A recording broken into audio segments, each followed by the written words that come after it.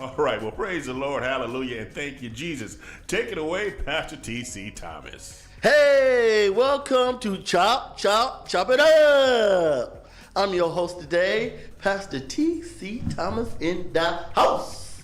How y'all doing today? Well, let's get this going, but before we get started, want to make sure you guys are staying safe. Wear your mask. Take your alcohol and sanitizer. Come on. We got to do this thing. Let's not get sick. But I want to give a shout out to my wife, Phyllis, up in the house. I love you. She just had a birthday, y'all. Happy birthday. You know what? She turned younger and younger. Oh, yeah. Yeah, God is blessing her with more birthdays. And as he blessed her, he blessing me because I still got her with me. We having fun, and God is just good. We doing new things in life, and we just having a ball in Christ Jesus. Yeah. Amen. Just want to give a shout out to you, baby. Happy birthday, Phyllis. Yeah, and I got something else for your birthday too. So come on, we gonna have a ball this whole weekend. So also, I want to give a shout out to my other co-host who's not here today, and also his wife. That's Philip Robinson and Stephanie Robinson. They are, I started a new church. You guys may not know that. It's called New Season. I've been installed a couple of weeks ago, and we getting things started. And we go do some damage to the devil kingdom. We go build up God's kingdom. So keep us in prayer. Yeah. And also, I want to dedicate this show to a friend of mine who just passed away. He was a correction officer, Gregory, also a pastor, Gregory Clark. I want to just dedicate this show to him because he was an awesome preacher, knew that word of God, and I just miss him already. And the whole county is crying out for him because it's just a hurting thing. And I want you guys to pray for his family and his wife. Just pray for Kim Clark and the whole family. Just pray for them because this is a hard, difficult time when you lose someone that close. Yeah. So, we just gonna pray for the family. We love them so much. Okay, now with that said and done, I'm gonna introduce you guys to my co-host, Michael Stitz up in the hall. What's up? Let's chop it up. Chop it up. Thank you so much. Welcome everybody to the show. We got a great show planned today, and I am just looking forward to chopping it up with Pastor T.C. Thomas and one of my oldest friends that I know of. I'm not that old, but he's a lot older than me. Mike said I was oldest, now he's older. Well, why you say so young? Well, I know for a fact I'm not the oldest guy here. I know I'm not the oldest guy here for a fact. Well, Mike, since you already brought his name up, introduce our special guest today. Well, our special guest today is a guy that we all grew up together. Yes. I raised both of these guys and taught them the ways of acting right. And yes. So I like to welcome Daryl Childress to the show. Welcome, my brother. Thank you, brother. Glad to be here. It's a blessing. Yeah. And I know under these conditions, it's tough, but like you said, Mike, earlier, God's in control. So. Yes, he is. Yeah. Yes. So let's get the show on the road. Today we're going to talk about the do's and the do not of buying a house. And I invited Daryl over here because he used to be a agent. And, he also flipped houses. He's, do a little bit of real estate. And he's out there business right now, but his knowledge is still there. So we're going to ask him some things. We're going to just drill about buying a house and things of that nature so we can get an understanding. The Bible says all that you do, get an understanding. So especially in the black community, a lot of time we don't get an understanding. And I'm going to tell you, I didn't have an understanding because my father and mother, we grew up poor, and they really didn't understand the concept of getting a house and what it means until later, till they got older. And, and me, myself, I was used to going that route, but as I got older, I learned how to transition over my thinking, a renewing of the mind, and I started to find out that buying a house is It's very good, and it's also access. So Daryl, when should you start thinking about buying a house? That's a real good question. Basically, I mean, you can basically buy a house at any time. Some people feel like during the summer is good because a lot of people putting their houses on the market before the kids get ready to go back to school. So people want to be in their new home before school starts. So ideally, that's probably when most of the houses get on the market. The people don't want to be trying to sell their house during the winter time because, from a buyer standpoint, you can't really see the roof if it's snow on the roof, things like that nature. Right. Me personally, I like to buy a home when it's in the rainy season. I mean, just forget me being an agent. I'm not just going in and being a buyer. So when it's raining, a lot of times you can tell if it's moisture in the basement. Like that big rainfall we had last night. You go into a home, you can actually smell it. You can actually see it if it's really bad. So that's some of the things that I tend to point out to buyers. Okay, now that's a good answer, but the question I really meant to ask myself, like, what age do you think somebody should start looking for a house or buying a house? Because me, myself, I found out that, when you're older, it's cool. Anytime it's good to buy a house, but I think generally it should be a little bit when you're younger, so you can have the house paid off by the time you're older. I mean, that's the question I really wanted to shoot at you. I mean, me personally, I think that it's really no certain age because there are different mortgages. There's 30-year mortgages, there's 15-year mortgages. It all depends on what your budget is. So you sit down with your loan officer, get pre-approved to see what that is. Because say if you're older, just taking your example, if you're older, What is that? you say you like to buy a house if you're older, and you might not pay the house off. Well, Right. say if you're 30 years old, and you get a 15-year mortgage. It's only you be 45 years old, your house is paid for. Right. Instead of now you're 19 years old, you're 20 years old, you get a 30-year mortgage, you're older. So, it all depends on, like, again, going back to your budget. Right. Now, tell me about you talking about the budget. Now, what are some of the first things you should have together before you buy a house or before you go into that arena of thinking about buying a house? Because isn't there some things you should have together before you get to that point? Absolutely. And what are they? Absolutely. That's a good question. The main thing is your credit. Okay. You get your credit together. If it's already together, that's a plus because I know most banking, financial institutions, they start a credit score around 630 to 680. 680 is ideal, but a lot of people may not have 680. So you get your free credit report and see what's on it, and you start addressing those. What's on the credit report, and you can negotiate it or pay it off, starting with the small items first, and then that builds your credit score up. In about 3 to 6 months, you can dispute those things or show that you paid them off, and that raises your credit score up. So that's the first thing you want to see where you're at with that. Now I'm gonna tell you about myself.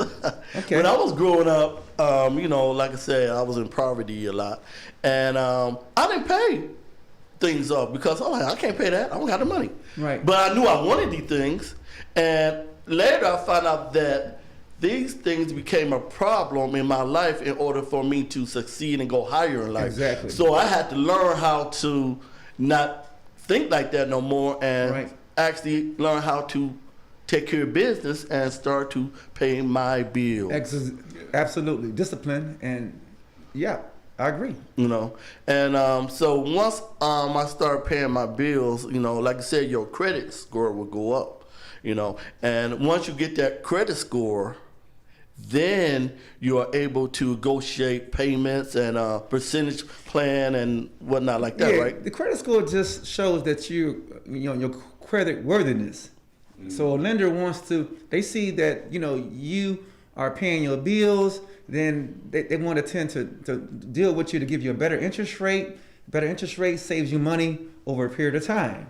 So that's all great. Now, even if you get insurances, they're going to pull your credit. So everything is credit driven these days, which, it should be because it's going to show your ability and how serious you are to pay back your debt. Right. So I remember when I first got my first house, and you with me, you sold me my first house. Yes, sir. I didn't know what really I wanted. I mean, tell me about, should you know what you want, or how do you find out what you want? Well, you're married, you want to sit down with your spouse. That's for certain. And basically what your needs are. Everybody's needs are different. Some people have ailments, they can't do stairs. So you might want to think about doing a ranch, which has no floor, no stairs, or a split level that has smaller amount of stairs than your regular colonial. How many bedrooms and how many bathrooms do you think you're going to need if you have kids? Right. Things like that. The school system. Do you have kids? The school system is going to be very important. Things of that nature. Is the city safe? Mm-hmm. You know, for keeping your family safe. I mean, it's a whole lot of information that goes into that. Yeah. You know, we'll be here for a couple of hours, which I know we don't have that, but I could really go into a lot of different areas when it comes to that. And I think, a lot of times it's just based on a person's situation. So like you were saying, if they have kids, if they're married, can they do the stairs? So all that stuff should be probably discussed. Exactly. Going into, okay, I'm looking to buy a house, or I want to buy a house. One of the things that I probably would think about is, okay, what kind of money do I have in the bank? Exactly. How's my credit? And then what kind of amenities am I looking for? Exactly. That's a very good point. But let's stay on that. Mike, now he's single. Exactly. What kind of house, Mike? What kind of house would you want?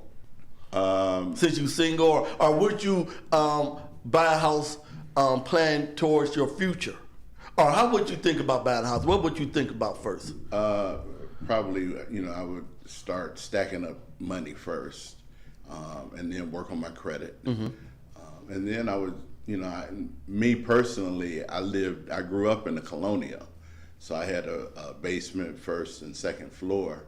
And I don't want to do the stairs no more. Absolutely. Right. And then, probably 1.5, 2 baths, because I'm single. 1.5 is probably enough for me. Yeah. If I had a basement, ideally I would probably want a bathroom in the basement and one on the first floor. A deck would be nice because I like to barbecue and cook out and stuff. So, things like that. 2-car garage. Even though I only got 1 car, but right. God may bless me with another one day. Yeah. And see, those are the things you sit down and talk to yourself about, or your spouse about. Right, exactly. What do we really want, for the house, and how will it accommodate you, whatnot. And that 2-car garage is a good question, because I was thinking myself, you might have another car. You might want another car just in case.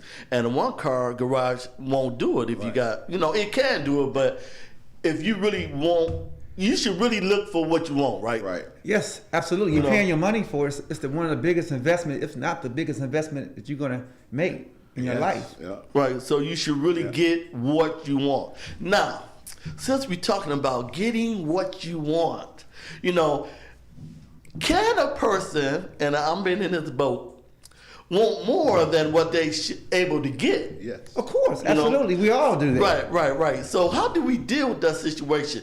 Because me, myself, right now I'm looking for a house. I had a house some years ago and I lost it, with Fannie Mae, whatever, but I don't blame them. I blame still me, because we got to learn how to be responsible and take, take responsibility. And so that was many years ago, but the thing is, I have learned from that. And now I'm looking for a house, and they allowed me, they told me I could go all the way up to over a little bit over $185,000. Now, I don't want to go up that high, because now if I go that high, my mortgage would be high, right? The higher you go, the more mortgage you gonna have to pay. Absolutely. Am I correct? Now, the thing is, I sort of want to stay around, me myself want to stay around like 140. I'll do 150, and if it's a dynamite house, I'll do 160. But the key thing is, I found out that 160 could get you a beautiful house, a real beautiful house, if you are willing to wait and find it. Because looking for a house could be stressful. Am I Very right? stressful. It can be very stressful. You know, and why is that? Tell the people why is that. It's very stressful because just by what you just said. See, God, first of all, He calls us to be good stewards of our money. Yes. So we have to turn around and say, well, we have to be content of what we're not going to get everything in our house. I mean, I built my home. Me and my wife, we built our home, and we don't have everything in that home. So you're going to say, okay, what's more important? This, and that, and then some things you're not going to have. You have to make concessions. You have to make exactly. So answering your question, I mean, you have to sit down with your spouse, do a lot of praying, and together, and say, look, this is what God is showing us we should do, and stick with it. Yeah, I had a friend that he said when he bought his house, that him and his wife sat down and they made a list. They put things on absolutely needs, right? Okay. and then they said these are our wants, right? And then they looked at those wants and said, which ones are deal breakers? If I don't get this, I ain't buying the house. That sort of thing. So you can kind of list out the amenities that you want in the house, and then look at the list and say, okay, well, if we find a house and it doesn't have this, will we still move forward? Or is that a deal killer? Right. I like that because I'm in that boat because me, myself, I like to have at least 2 bathrooms. Okay. I just can't go with 1 bathroom because, when I go, I like to go, and, I'm quite sure you do too. Right. You gotta go. You gotta go. Come on, hurry up. You gotta go. You gotta go. I gotta go. And you're like, hold on. So that's very important to me. So I saw a house that had 1 bathroom, but with houses, you can find out that sometimes you can put another bathroom in the house. It depends on the setup and the sewer, the plumbing, right, Daryl?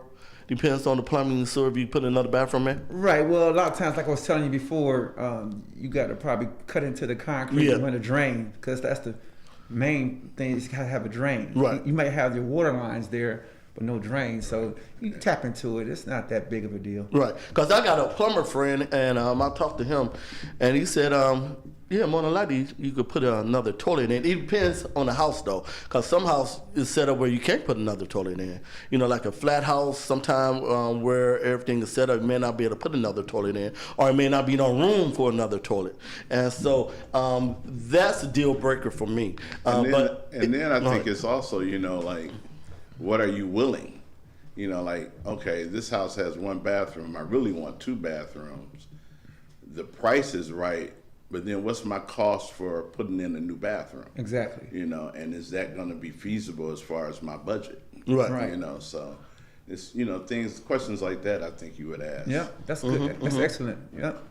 Now, but before you even do all of that, I sort of jumped a little bit. That's okay. How do we pick an agent?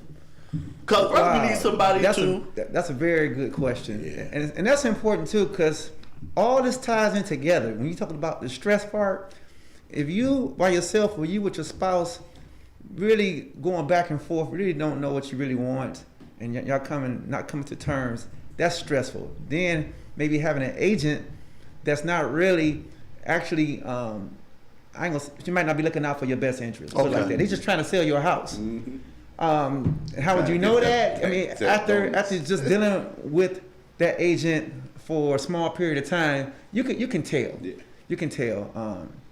But you want to have somebody that's looking out for your best interest. It's going to be almost like Johnny on the spot, to show you these houses. You can get in them and educate you. I like to educate my buyer because the educated buyer, it just makes my job easier.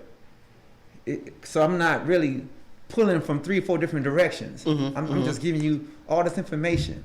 Right. Overload. I might even repeat myself because you can't remember everything. You're not writing this stuff down. Right. So I don't have no problem with that.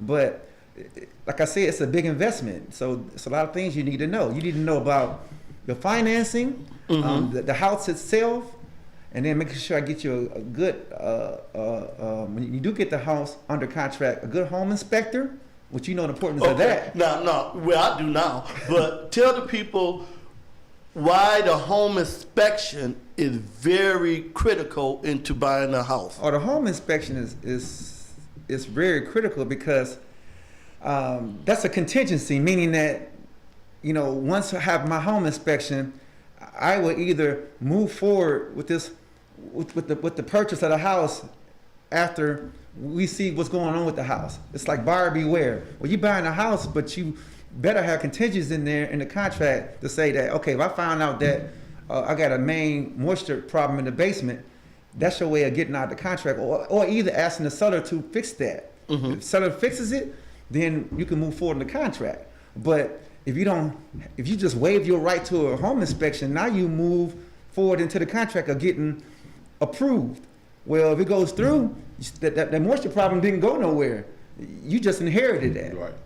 Right. Because I know that you gave me a home inspector. I found a house, guys, and he gave me a home inspector that he knew that he has a relationship with, and this home inspector was very good. And you know, I know some things about home. I've done a little handyman stuff, but don't y'all call me for no work. I've done a little handyman stuff. And he was pointing out the roof. The roof had age on it, and I know a little bit about roof. And he said the roof's a little old. It's not going to last a long time. So he's like, you're looking at probably about another roof within 5 to 7 years.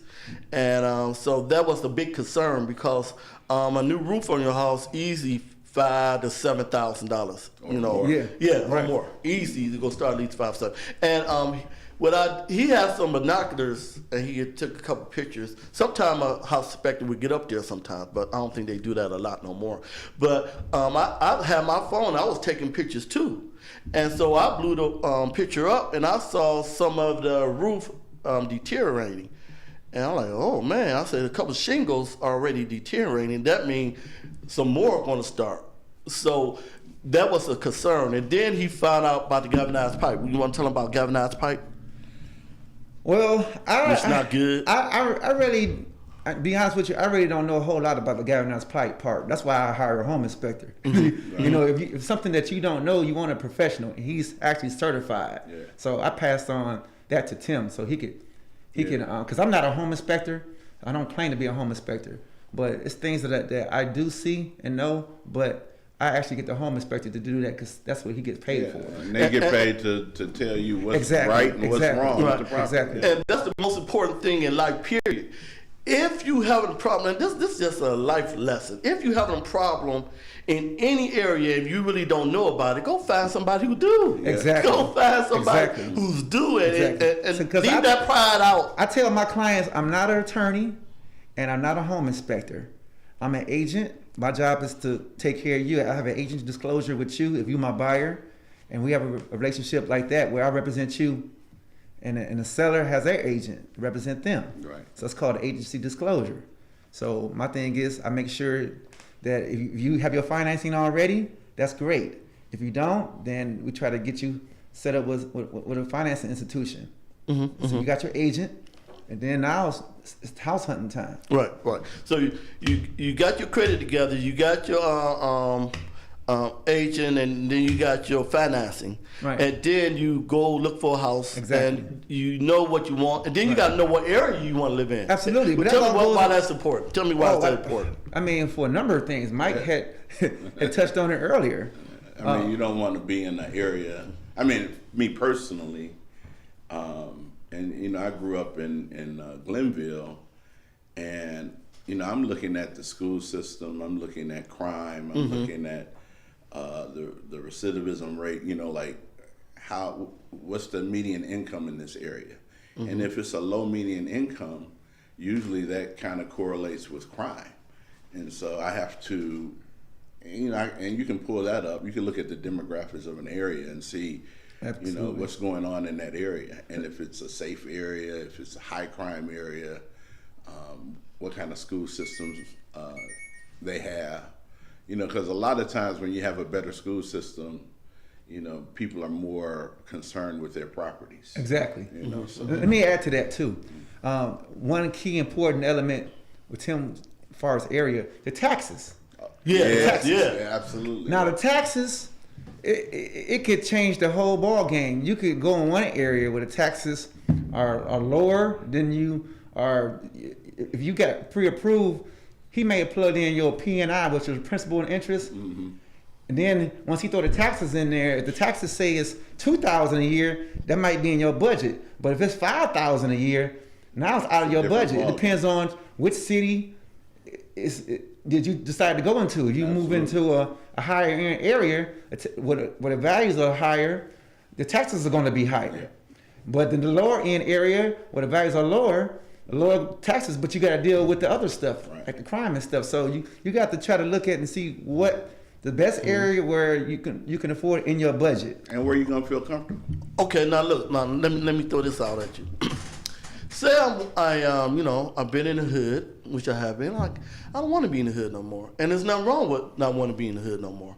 No. And if you want to go to a better neighborhood, and you go there, and you find that you are able to purchase the house, but then you realize 3 years later you have put some work in the house and things are beautiful at your house and the neighborhood is beautiful and your taxes go up. What happened to your mortgage?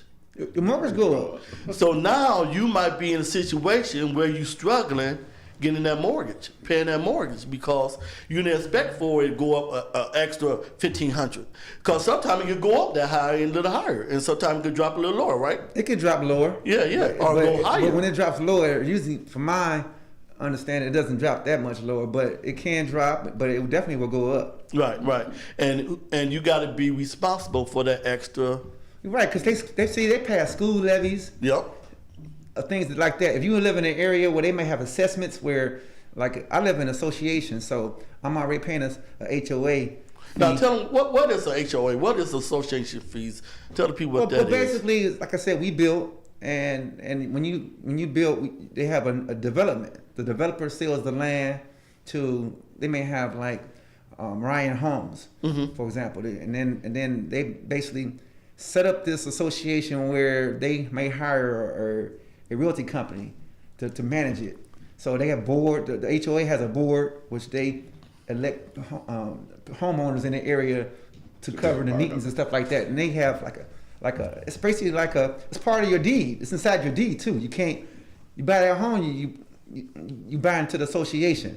So association is there to maintain your property value and make sure that the neighborhood you can't have a pink fence next door.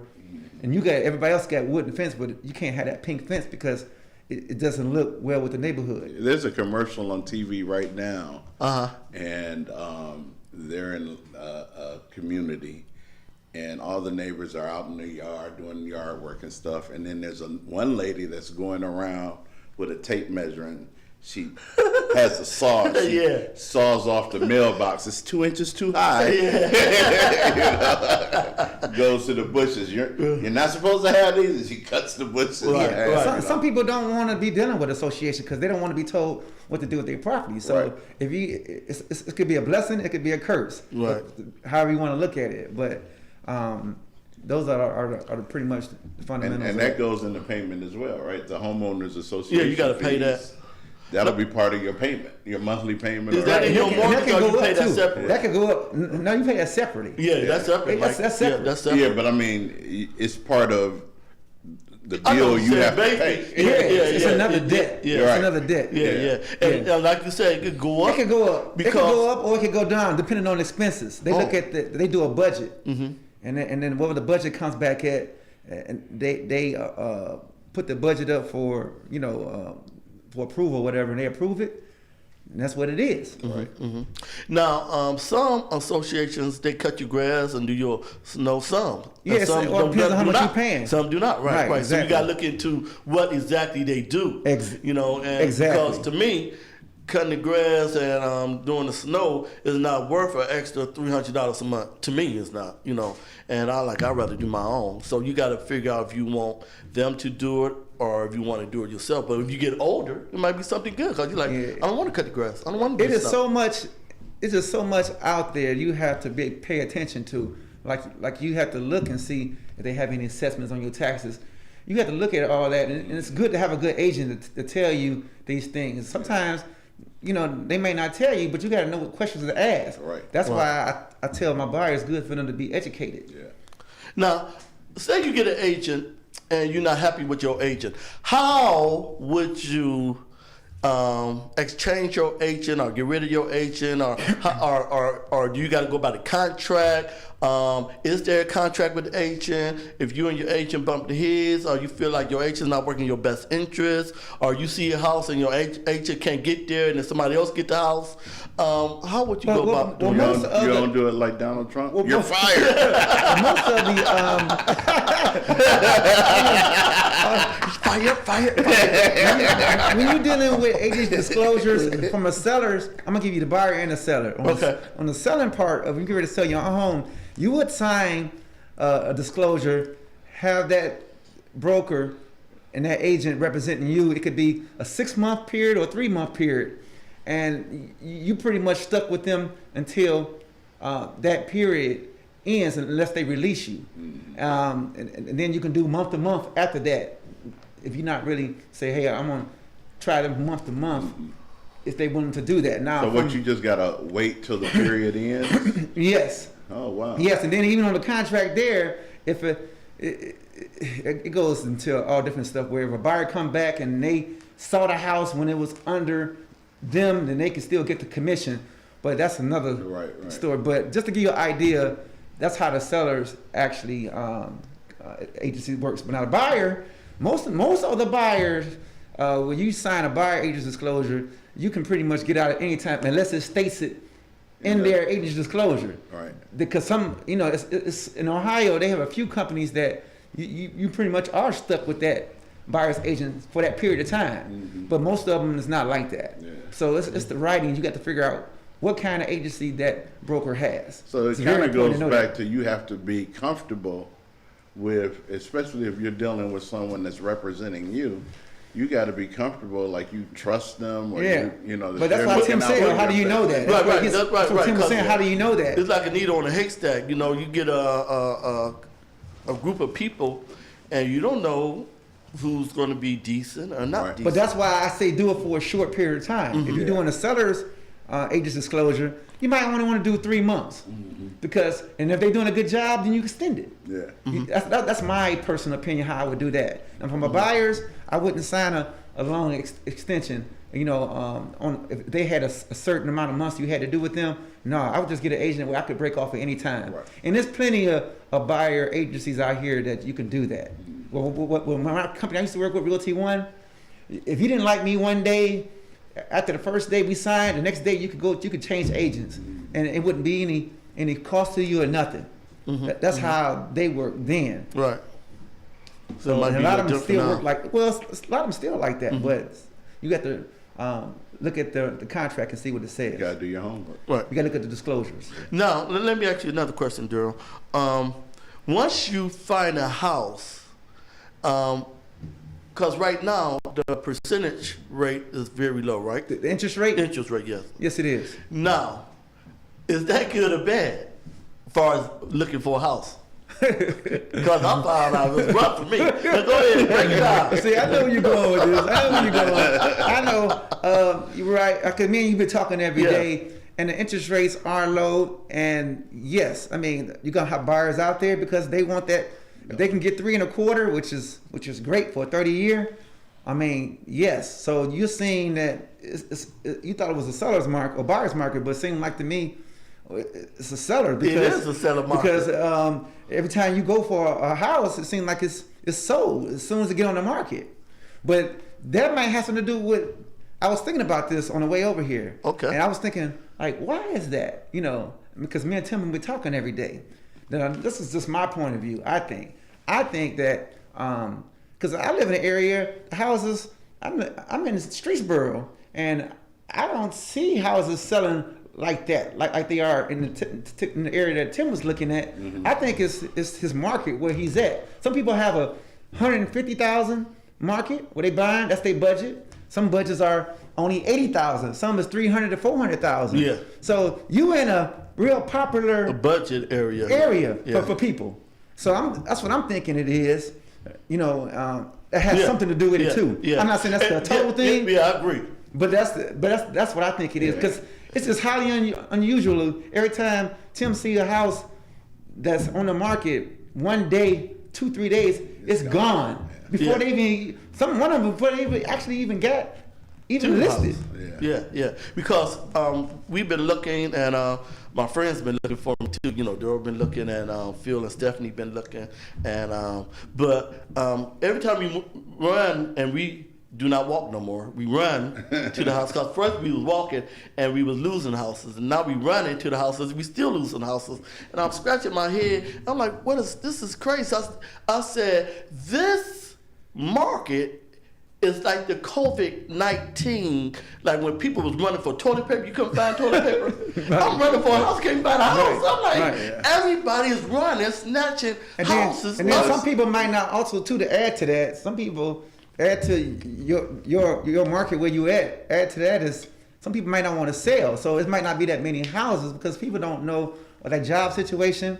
You know, they don't want to really move. The economy, COVID is really bad in certain other states. So if they move, where they going to move to? It's bad in Texas right now. It's bad in Florida right now. Right. You know, Sunshine State where people retire at. So people are staying put. So that probably has something to do with it. Also, because even in your area, Durham, I thought, let me look at Durham area. This is, I'm talking to him every day. I put up Streetsboro, and the houses that's up there was taken, except for maybe one or two. I'm like, my goodness. Okay. Pendant, just take people it. buying, right? Yeah, I'm like, man, they buying everywhere. Yeah, and you know, and the rate is pushing that too. The rate is. The rate, that's the big thing. You know, people going to refinance. I mean, they're gonna refinance. They higher rate they may have 5 or 6% at that time.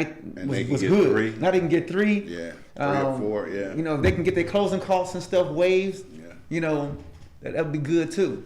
Generally, when the rate's low, right? They call it a buyer's market because people want to buy, especially a fixed rate, at a very low rate instead of at a very high rate. And then as the rate goes up, you find more people not doing as many refinances, not purchasing as many houses. Right. Yeah, but like me and Daryl said, right now the rates are low and it's the seller market. It's the seller market right now. Because there's not that many houses on the market. So you got a high demand, low supply. Yeah. A low supply with high demand. Yeah, there you go. So, and then like you said, like with me, I'm looking for a specific type of house, and you don't find what I'm looking for everywhere. And so I must move quickly when I see what I want, because sometimes, like right now, my frustration is I'm sick of looking and getting becoming a victim of my own circumstance because I'm getting outplayed as far as the bidding. Let's talk about the bidding. Now, how do you bid on a house, and how should you bid on a house? Explain that. Well, that's a good question. It all depends. It's a number of ways. You make an offer. You see a house, you make an offer. You and your agent sit down and write a contract up. But what I normally would do is I would pull up comparables as I begin to write it up. Because you might say to me, like Daryl, how do I know what to offer? I know they're asking for $150, but I mean, is the house really worth $150? Then I show you comparables and say, well, the house down the street sold for $149.9. It was comparable to that one over there sold for $153. So that tell you right there that $150 is worth it. Right. It's in the same. Now, how long has it been on the market?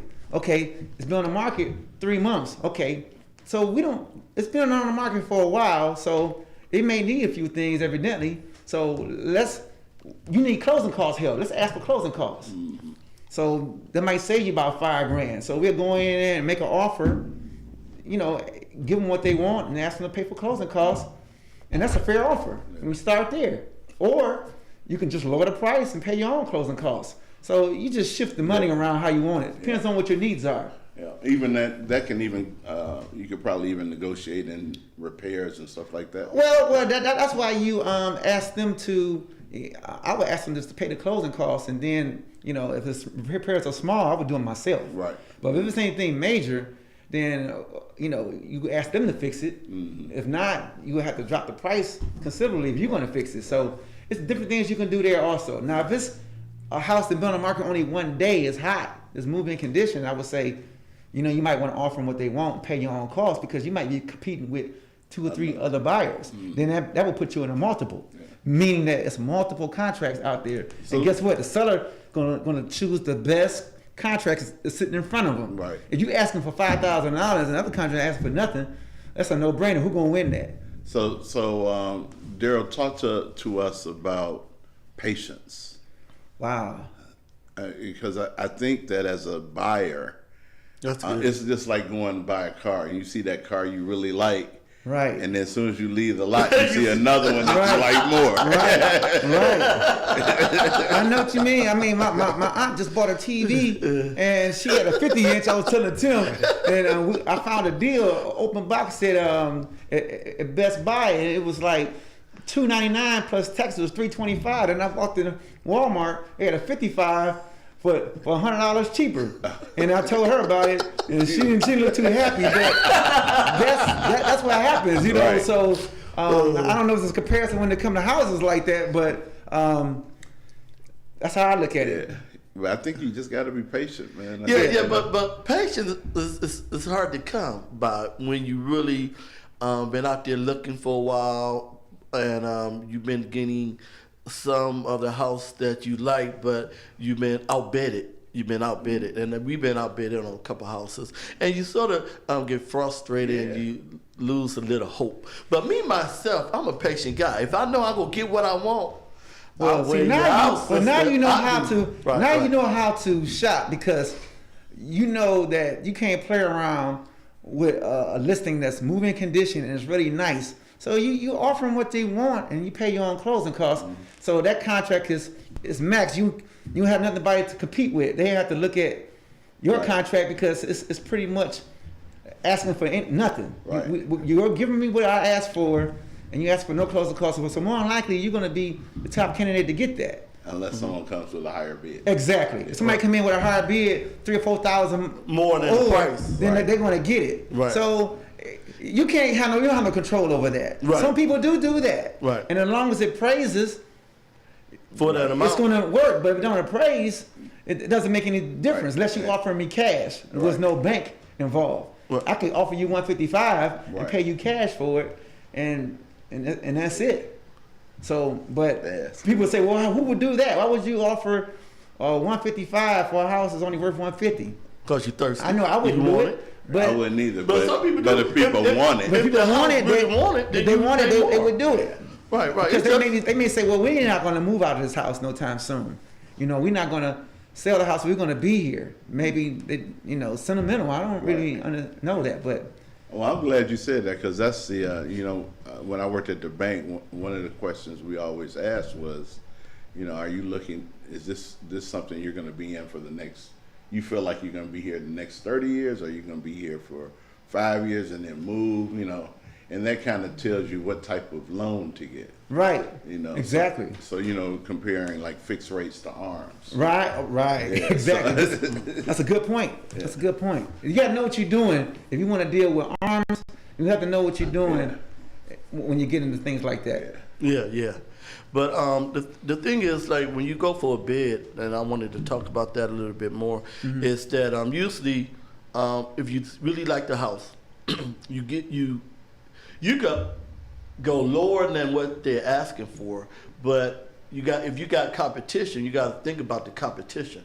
You could go a little lower than what they're asking about, and then you could pay your own closing costs, or either you guys then to pay half or all of it. The normal thing, the average thing is this the average thing. You find a house, you give them what they're asking for, and then you ask them to pay the closing costs. And that's normal, right? That's normal. Well, that's a negotiation. If you need help paying your Right, closing costs. right. If you're trying to get a property that you need help, then you ask for that. Right. It's not abnormal for you to say. No, if you need help paying closing costs and your agent knows that, then that's what you ask for. But let you know now, if you run into a competition, if you're in a multiple, more likely you're probably not going to get. Right, because they're going to go with somebody who don't ask for no help. Well, they're trying to make more money. The Yeah. seller, it's all about how much more is my net proceeds I'm gonna get. The Right. seller looks at that net proceeds. Right. They look at it and say, this is what you're gonna get if you go with this offer. This is what you're gonna get if you go with this offer. Right. Their agent actually has the net proceeds on Right. each offer Yeah. that's presented. So let me ask you this: do you know going into bidding for a house that there are other bids out there on that house? No, you don't. They'll tell you that once your offer is submitted, and their agent will come and let your agent know that, There are hey, other bids we're in a out multiple. Okay. Then that's your opportunity to Up your game. adjust your offer. Okay. So they may accept yours and they may not. Right. So Right. ideally, you don't want to be in a multiple. Of course you don't, 'cause that's competition. Right. So Do you know anything about redlining? I do. Yeah, I do. That's It's supposedly illegal. right. But I think a lot of times people are steered in different areas. It's the so financial does- steering. Yes. Yeah. So does that still? Going to. Oh wow! You know, like I was telling Tim, I think I hate to say this, but you know, you have to be on top of your game because people are not going to be right. You know, they're gonna do some shady stuff. So you got to make sure that you have all the information. Yeah. I think they did that like back in 2008, where they had a lot of different people went to jail for that. Yeah. You know, you had appraisers, you had lenders. You know. Subprime lending and all even that. the title companies. Yeah. You know, you have some crooked real estate agents. Yeah. So is that going on now? Probably not as much, but like I say, it's been since 2008 since the last time I seen it. Oh, okay. Yeah, but it was wrong. But another thing I want to address that's important. Once you find that beautiful house and a nice house, what about, how did you go about the upkeep? Because we want to keep it up. We go into a new neighborhood and, you know, we want to be able to upkeep the house. What factors go into that? The upkeep of your house, that's Yeah. your responsibility. Yes. I mean, what do you mean what factors go into Well, that? some people don't know. Have you not seen somebody go into Right. have you not gone into a neighborhood? You're like, Dad, Right. they need to paint their house. This falling apart. Well, You're that's like, when your city comes in your city comes in to where your neighbors will complain to the city, and the city will come out and cite them. I don't know if you know that. Now, Well, the they're city- supposed to. Well, yeah, they come Right, out right. and cite them and say, hey, you know, your grass hasn't been cut in 3 months. Right. Or or the window broken. right, exactly. Right. You know, especially if they have like you know, a good city, they would do that. That's one of the things that could be done. Be cited. Because And I- sometimes, you know, if you're not used to a house, because I grew up in projects, I didn't know nothing about no house. You know, so when I got a house, I knew how to cut grass and stuff like that. But sometimes you have to learn these things if you haven't been in that environment. And there's nothing wrong with learning. And then that's why some people move into association because they would take care of that. Right, Association right. would have people going around different houses, the community, and seeing what's that. So And I think that's part of, you know, the whole budget thing is that you're moving into a house that you own. You want to keep the value of that house up, so you need to prepare for when stuff breaks, Right. or when stuff needs to be fixed, you know, or painted, or you know. So you need to have a Funds. You gotta rainy have day funds. fund. and you better Yeah. believe, Having fun. and you better believe, if you move into a higher end neighborhood where everybody's other houses are, the landscaping is beautiful, and then you decide to go in there and not do nothing, they're gonna call on you. Yeah. You better believe that they're gonna call on you. Because it'll bring their property value That's right. down That's if right. your property is not upkept. And so the budgeting, as far as putting money away for, like you said, for a repair, you need to do that as well. These things you got to look at too. You know, if you get into a house and you just able to pay the mortgage because you've been wanting a beautiful house, but your money is not really capable to let you survive in that area without being looked at. Then you be like, oh, well, I wanted the house so bad and I don't got no money for repairs. It's not going to do you no good at the end. Well, I'm gonna tell you something. It's when I was selling real estate, about 90% of my clients were single females, meaning that a lot of them couldn't do repairs. So I would try to find programs for them, far as the help with the down payments and closing costs. And I was able to do that based on their income, of course. And also, too, you want to find them move-in condition houses that's been totally redone, so they won't have to worry about a new roof, a new furnace, the concrete work. So, what about the age of the house? The age of the house? Yeah, is well, that important? Not as much as if everything's been redone. If the electrical's been redone, the furnace and stuff like that's been redone. So no, they wouldn't have any bearing on it. So you're really looking at what's been done to the house. Yeah, but when we was talking about earlier was the galvanized piping. Like the house I had galvanized piping, and that's an older house. And back then, everybody was using galvanized piping. The thing with galvanized piping is it corrode and rust, and it will also bring lead into the house. Now, that could be a costly repair.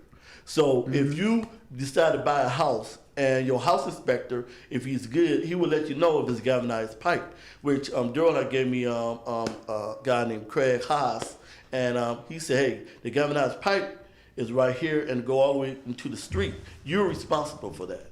And he said that's going to be an easy $4,000 to $5,000 fix right off the rip.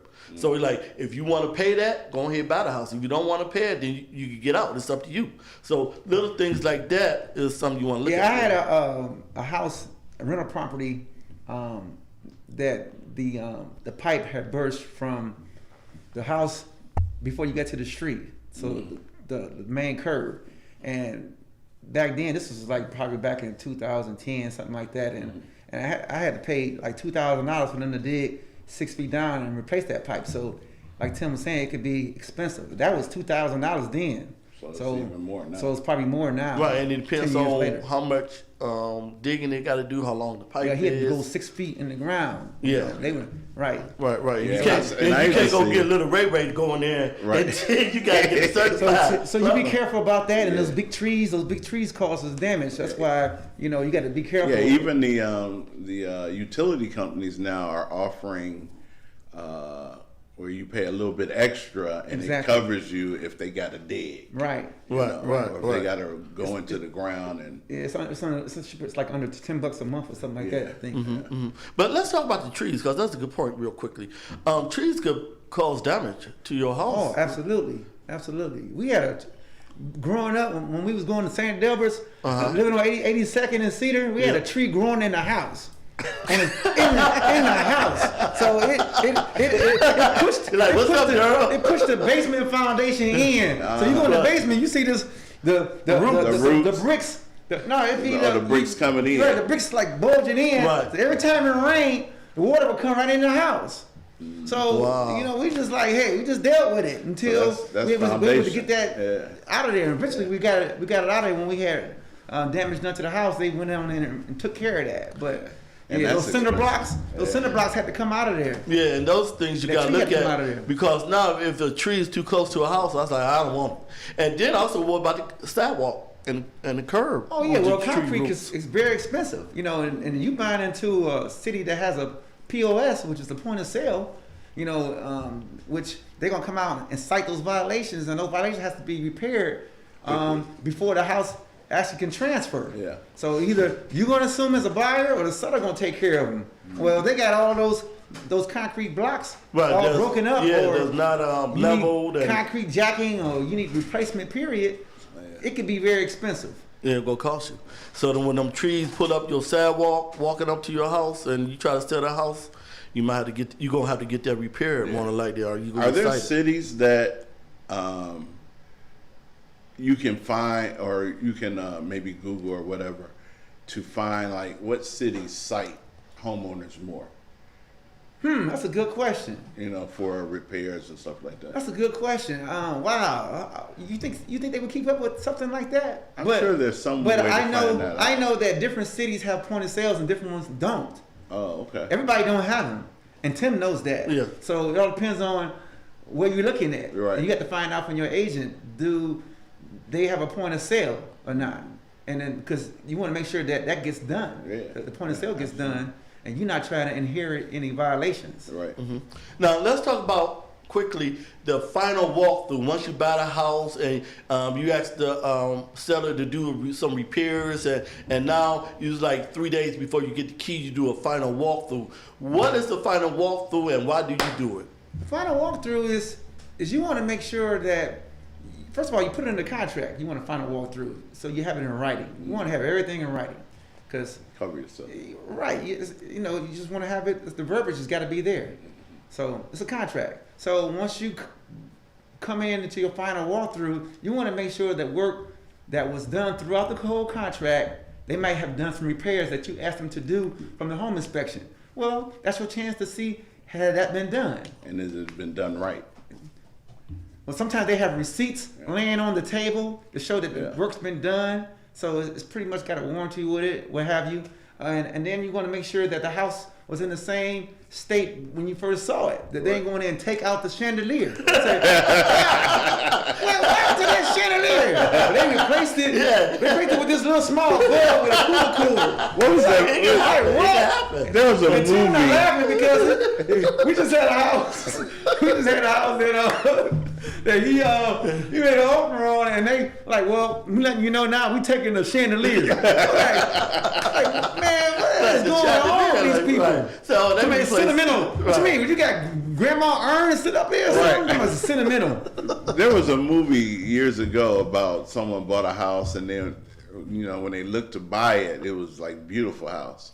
But when they actually walked in the day they got the keys, it was gutted. Wow. You know, and Yeah. there's holes everywhere and stuff like that. So Yeah, so that final walkthrough, that's what it's for. Yeah, final walkthrough is for that. It's like, hey, wait a minute. Yeah. Because the house hasn't transferred yet. And it won't, you can, that's your chance to tell the title company, hold on, wait a minute, don't transfer this house. They still have to do a few things. Right. They're trying to get out of town before this gets done. So, yep, that's good. That's a good question, Tim. Now, do they have the money already or not? No, they don't have the money. They don't have the money because they it have to has start right now. Don't give them no money until they fix the this. house doesn't transfer, they don't get wired the money. They usually have wired money or check, but most of them wire it. You know, that's their net proceeds money. Right. So that's a good question. Okay, now another question I want to ask you real quick. What's the difference between getting a loan from the bank and getting it from a mortgage company? Is there a difference? That's a good question. Yeah. Wow. So dealing with the mortgage companies and the banks, it has to go back to their products, what they have to offer. Now, why would you choose one over the other? Some of them may have, this one may have first-time buyer money. This one may supply closing costs for you. So you say, okay, the rate is pretty even. One is 3.3, the other one 3.2, but they're gonna give me $5,000 to my closing costs. So you will go with that. So it's like shopping for a car. You shopping. They ain't gonna mess your credit card because they know you shopping for a house. So you that's why I told you go online and look at the bank. You want to deal with a bank too, but you got a relationship with it. Aren't most of the mortgage companies going through some financial institution? Right, but you're not paying double though. People Right, think no, they're you're not paying double. People think they're paying double. So Right. right, the mortgage company maybe find They may a have servicer, the service alone. Like they may say, you might go through First Real Estate Mortgage. I just name that up. And they And then they say, well, we really use Fifth Third. They're gonna be your servicer. Okay, so Fifth Third is my servicer, so that's fine. Right. But the terms are still the same. Whatever terms he quoted you, that's what it is. If it's 3.5, it's 3.5. Yeah, when I worked Did I answer at your question, Tim? Did I answer your question? when I worked at Ohio Savings Bank, that's what we did. We were a wholesale retailer. Okay. And so a person would want to buy a house, they go to their realtor, but the realtor has a relationship with Ohio Savings Bank. And they usually have a relationship with several banks. And so they shop around the banks for the buyer to figure out who has the best rate, who has the best loan products, whatever. And with me, it was good for me to know about loans because, see, people came to me and said, hey, man, I'm from, I got this loan with Donaway Mortgage. I'm like, who is that? Right. They said, well, they charging me 3% origination fee. What is that? I'm like, what? Wow. Or 5%. Right. So that's a fee that you charge, the lender's charging the service alone, but normally if it's a FHA, it shouldn't be over, I think it's 1% or something like that. It was VA. So 2% is really pushing it, but 5% is they robbing you. They're robbing So you. you have to really know when you get that HUD one, which is a whole statement of all the fees and stuff is on there. So you'll sit down and say, okay, I know what this is, I know what this is, I don't know what this is. So back then when they was doing a lot of bad stuff, they was able to get away with that stuff, try to hide the stuff, but now I think they pretty much on top of that. Freddie Mac and Fannie Mae and all that. Right. And so They tighten up on that stuff. yeah, President Obama put a lot of stops after that 2008, 2010 mortgage crisis. Right. And to stop the predatory lending. Right. Exactly. Yeah. Because So there was that's a in lot of place. that. It was a lot of that going There was a on. lot of that, so But they are trying to reverse a lot of that stuff too. really. Yes. Okay. Wow.